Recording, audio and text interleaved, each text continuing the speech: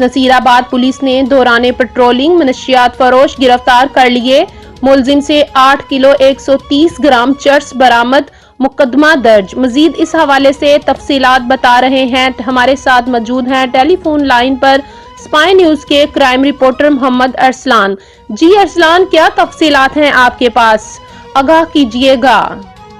जी बिल्कुल राबिल, मैं आपको बताता चलूं कि मंशियात की बड़ी तरसील नाकाम। नसीराबाद पुलिस ने दौरान पेट्रोलियम मंशियात फरोश गिरफ्तार कर लिया। मुलजिम से 8 किलो 130 ग्राम चर्स बरामद, मुकदमा दर्ज। मुलजिम इलाका गैर से मंशियात मंगवा कर नसीराबाद खान कॉलोनी सप्लाई करने जा रहा था। मुलजिम के जेर इस्तेमाल मोटरसाइकिल भी पुलिस तहवील में ले ली गई।